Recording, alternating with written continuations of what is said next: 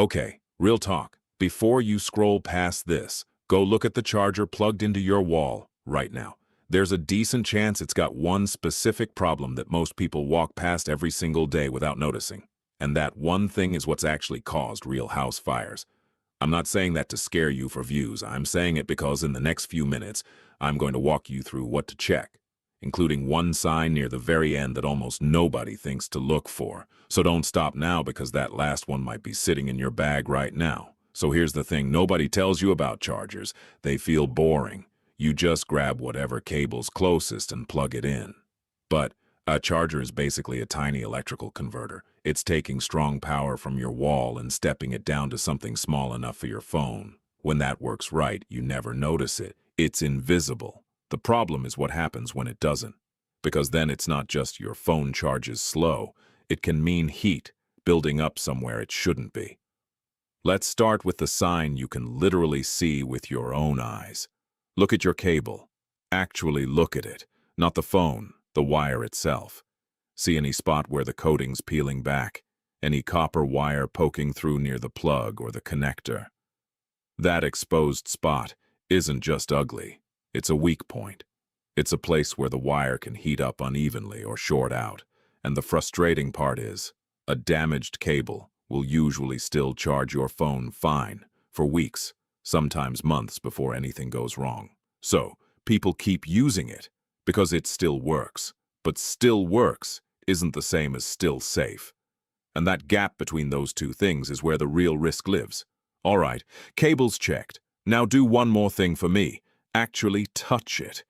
Touch your charger block right now while something's plugged in.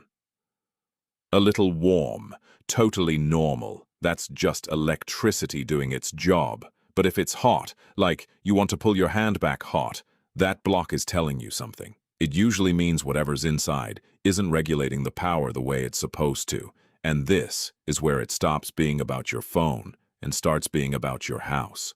A phone that charges slow is annoying. A charger quietly overheating in the wall while you're asleep is a different situation entirely. Quick question. When's the last time you actually flipped your charger over and read the fine print? Be honest. Never, right? Flip your charger over. Look at the fine print on the back. You're looking for a little certification mark, UL, CE, or FCC. Small letters, easy to miss. That mark means the charger was actually tested for the stuff we've been talking about.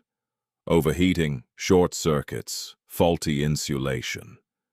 No mark, a blurry mark, or a name brand charger that cost way less than it should. That's one of the biggest red flags regulators keep finding on counterfeit chargers pulled off the market.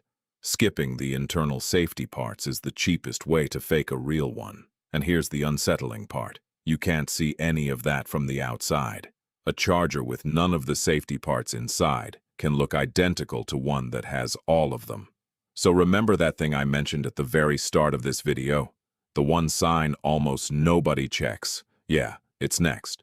If you charge your phone overnight with a thick case still on, especially a wallet case or a battery case, heat can get trapped between the phone and the case. Pair that with a charger that's already running hot, and you've got two problems stacking up while you're asleep and not around to notice. Simple fix. Case off before you charge overnight. Quick recap, because I want this to actually be useful. Check your cable for fraying. Feel your charger block. If it's hot, stop using it. Flip it over and look for that certification mark. Take the case off before you charge overnight. None of that costs money. It just takes actually looking, which, if we're honest, almost nobody does.